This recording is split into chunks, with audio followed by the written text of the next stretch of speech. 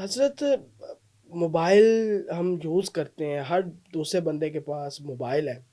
اس سے بھی کوئی جادو کا خطرہ ہے موبائل سے؟ زیادہ تر لوگ جو ہے وہ موبائل کا غلط استعمال کرتے ہیں، کیا پڑھنا چاہیے موبائل استعمال کرتے ہوئے، یا موبائل سے کس طرح بچ سکتے ہیں؟ 5 اللہ کے ایسے نام ہیں، میں نے انہیں بہت آزمایا، بہت لوگوں کو بتایا، اور بہت دنیا نے اس سے نفع پایا۔ کوئی بھی ایسی علت ہے، کوئی بھی ایسی عادت ہے، یا آپ چاہتے ہیں کہ آپ کی تنہائیاں پاک ہوں۔ اب لفظ تنہائیاں پاک میں سب چیز آ جاتی ہے۔ سب بات اللہ کے 5 نام میں نے دیکھے ہیں اور اس کی بہت طاقت دیکھی ہے۔ یا حافظ ہو، یا حفیظ ہو، یا رقیب ہو، یا وکیل ہو، یا سلام۔ بس اللہ کے یہ 5 نام ہیں، اور ان 5 ناموں کو آپ ہر نماز کے بعد 11 بار پڑھ لیں، یا اٹھتے بیٹھتے بکثرت پڑھ لیں، یا جس چیز سے آپ کو نقصان کا اندیشہ ہے، وہ موبائل ہے، نیٹ ہے، تنہائیاں ہیں، ان کا تصور کر کے پڑھ لیں کثرت سے، وضو بے وضو۔ آپ کچھ دنوں کے بعد محسوس کریں گے کہ ایک طاقتور نورانی دیوار ہے اور وہ آپ کے سامنے آ گئی ہے، اور آپ اپنا ہاتھ آگے بڑھانا چاہتے ہیں، کوئی روح کی دنیا، کوئی من کی دنیا، کوئی جذبوں کی دنیا، کائنات کا غیبی نظام آپ کو روک دیتا ہے۔ یا حافظ ہو، یا حفیظ ہو، یا رقیب ہو، یا وکیل ہو، یا سلام۔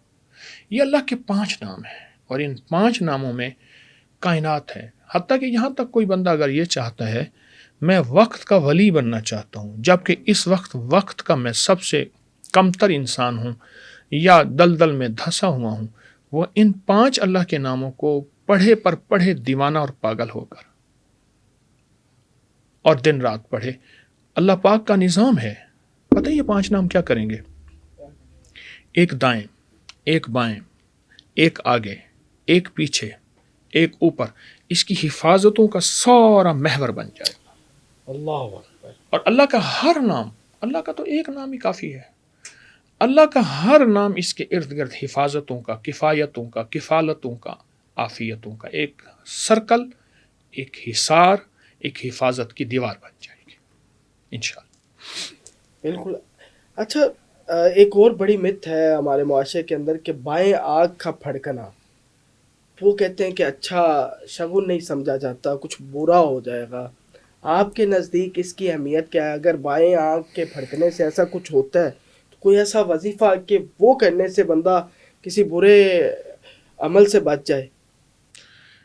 حدیث میں آتا ہے کہ اللہ پاک تمہاری گمان کے بقدر تم سے معاملہ کرے گا، جیسے اللہ سے گمان کرو گے ویسے معاملہ ہوگا، ٹھیک ہے؟ ٹھیک ہے۔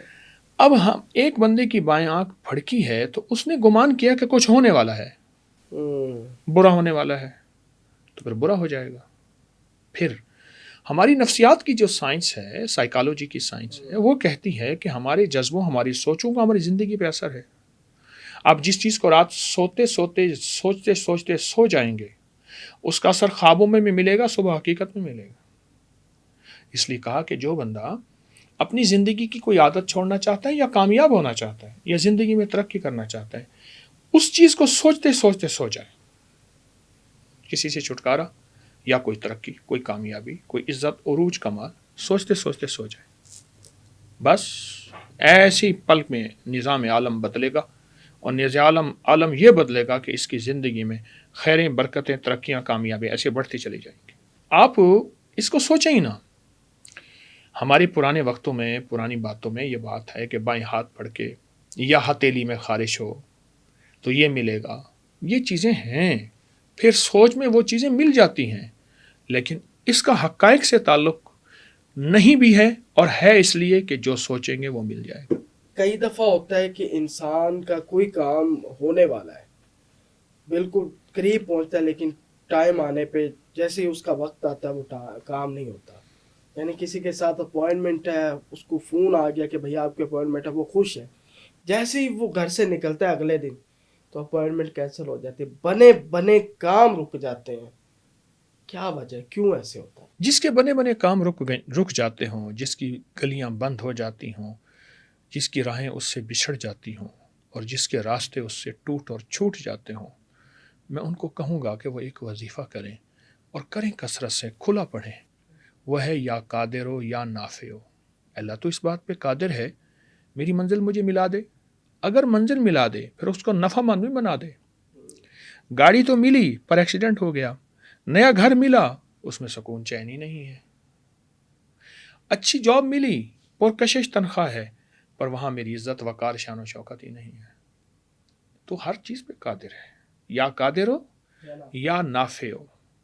اس کو جو بندہ صرف 45 بار پڑھے گا, ایک دفعہ 45 بار, اللہ پاک کا نظام چلتا ہے غیبی, اور جو سارا دن کثرت سے پڑھ لے.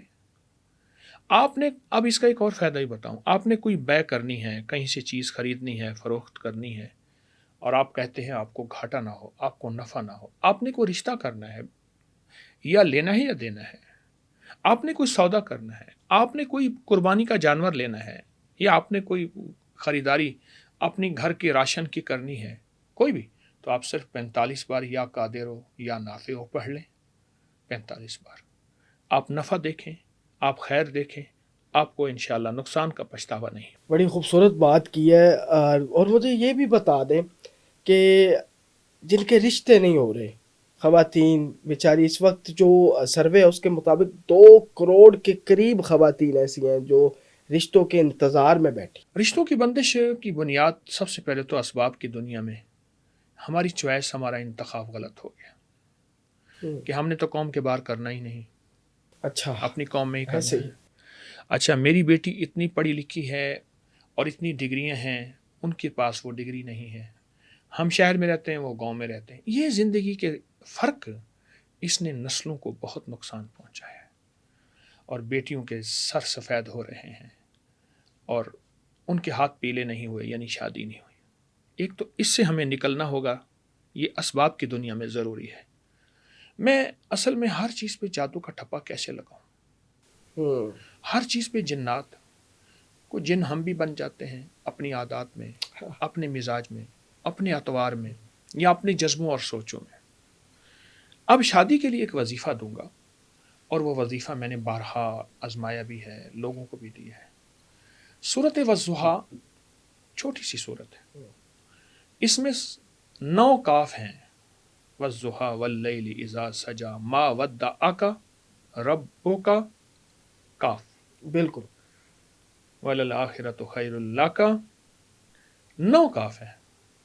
آپ سورت والضحیٰ کاغذ پہ فوٹو کاپی کرا لیں, ہر کاف پہ اوپر سرخ نشان لگا لیں تاکہ آپ یہاں پھر ٹھہر جائیں. پھر جب مشق ہو جائے گی پھر آپ یاد کر لیں گے.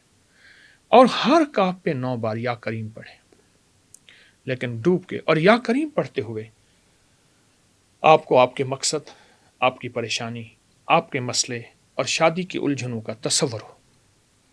یہ عمل لگتا ہے, اس پہ 3 سے 5 منٹ لگتے ہیں سارے, پر یہ ہے عجب چیز. رزق دولت کے لیے بھی لاجواب ہے, رشتوں کے لیے جو کہتے ہیں کہ رشتوں سے تھک چکے ہیں اور بیٹی یا بیٹے کا رشتہ نہیں ہوتا, ان کو میں عرض کروں گا کہ چند دن, چند ہفتے, چند مہینے, گھر کے سارے افراد, ورنہ گھر کے جتنے زیادہ افراد, اس کو پڑھنا شروع کر دیں, اور اس کو مستقل پڑھیں ہر نماز کے بعد, یا دن میں 11 بار. 11 بار کیسے؟ سورۃ والضحیٰ 1 بار پڑھی, پھر وقفے سے پھر پڑھ لی, پھر پڑھ لی, پھر 11 بار, 21 بار یا 40 بار روزانہ سورۃ والضحیٰ پڑھ لیں.